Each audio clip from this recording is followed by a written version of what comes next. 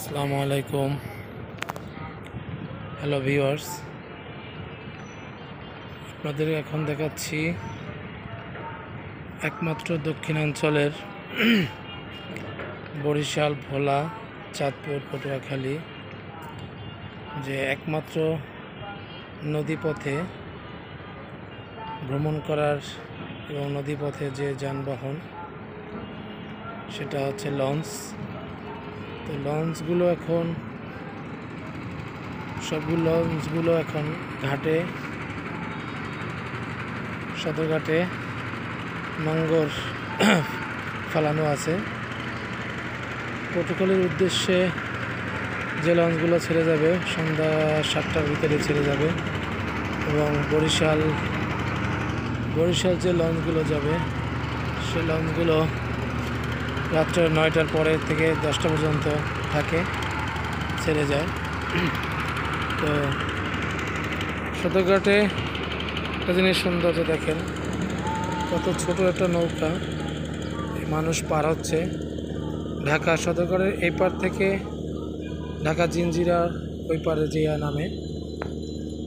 দেখেন ছোট ছোট নৌকা, এখন সংখ্যা কমে গেছে, আগে অনেক ছিল, আগে প্রচুর ছিল নৌকা এরকম। এই সদরঘাটে আমরা আসলে ঈদের সময়, ঈদুল ফিতর, ঈদুল আজহা, এই দুই ঈদের সময় প্রচণ্ডভাবে নৌকাগুলো ছিল এখানে, মানুষ পারাপার করতো, বা সোয়ারিঘাট থেকে সদরঘাটের লঞ্চে ডাইরেক্ট ওঠানোর জন্য নৌকাগুলো ব্যবহার করতো যাত্রীরা। তো সেই নৌকাগুলোও এখন কমে যাচ্ছে। এটা হচ্ছে বাবুবাজার ব্রিজ, দেখতে পাচ্ছেন, এটা হচ্ছে বাবুবাজার ব্রিজ। এই যে দেখেন ছোটটা নৌকা করে যাত্রী নিয়ে যাচ্ছে, যে মহিলারাও যাচ্ছে পার হয়ে একা একা।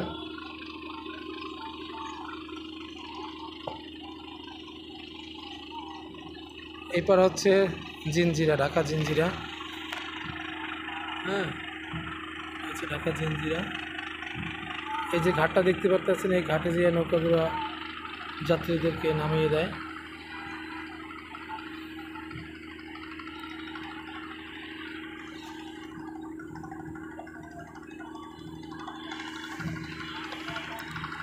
হচ্ছে সদরঘাটের পাশেই নান্দনিক একটি জমিদার বাড়ি। এখানে অনেক নাটক এবং ছবির শুটিং হয়, সেটা দেখতে পাচ্ছেন। ওই যে মিনারটা দেখা যাচ্ছে।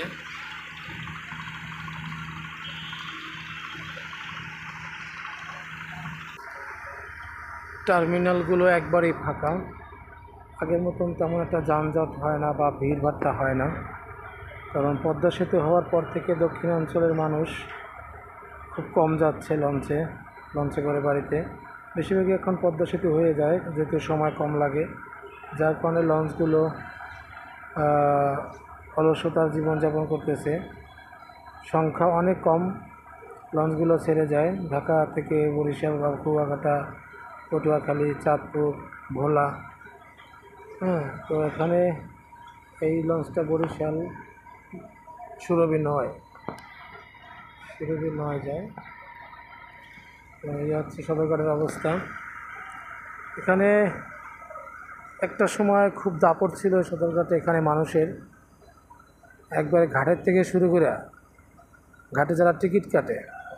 আমি ঢাকা শহরে অনেক rail station plus bus stop যে আছে, বিমানবন্দর, সব জায়গাতে কোনো জায়গায় দেখি নেই যে ঘাট টিকিট কাটতে হয়, কিন্তু একমাত্র এই সদরঘাটই ঘাট টিকিট কেটে ঢুকতে হয়, সেটা একমাত্র এই সদরঘাটেই পাওয়া যায়। কিন্তু এখন সেই লোকদের অলসতার জীবনযাপন করা ছাড়া কিছুই নেই, কে ঘুমাচ্ছে, কেউ ঝিমাচ্ছে, এভাবেই চলতেছে তাদের জীবনযাপন। একটা সময় খুব দাপট ছিল তাদের। এটা হচ্ছে ইঞ্জিনের সাইলেন্সার বলে, দুই ইঞ্জিন।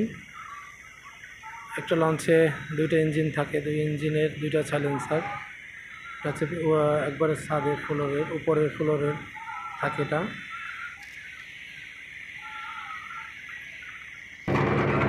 নৌকা করে পানির বোতল নিয়ে আসছে। এক নৌকা, পানির বোতল। লঞ্চে যাত্রী খুবই কম, সংখ্যা একবারে ফাঁকা।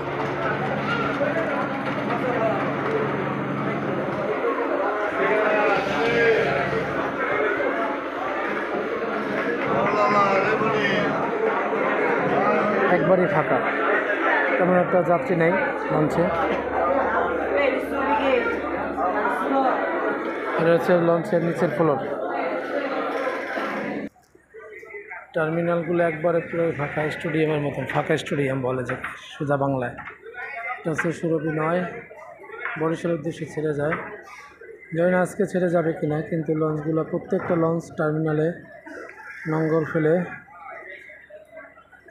অলসতার জীবনযাপন করতেছে।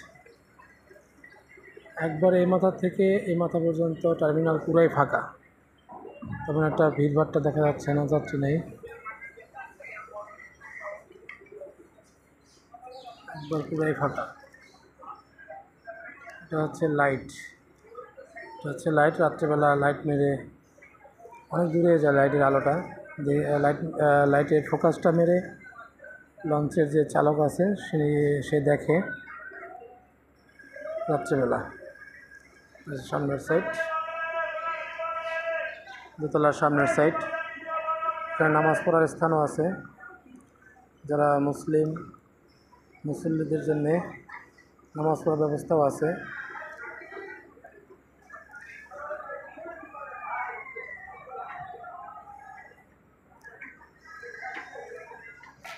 এটা হচ্ছে কেবিন সাইড।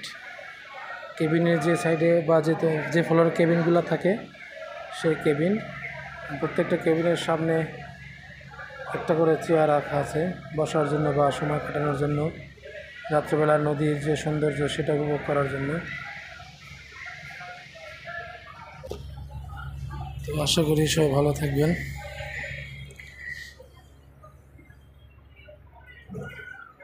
সবাইকে শুভেচ্ছা জানিয়ে আজকের মতো বিদায় নিচ্ছি। আল্লাহ হাফেজ। সবাইকে পটুয়াখালীতে আসার জন্য দাওয়াত রইল। সবাই কুয়াকাটা ভ্রমণে আসবেন। ভালো থাকবেন সবাই। আল্লাহ হাফেজ।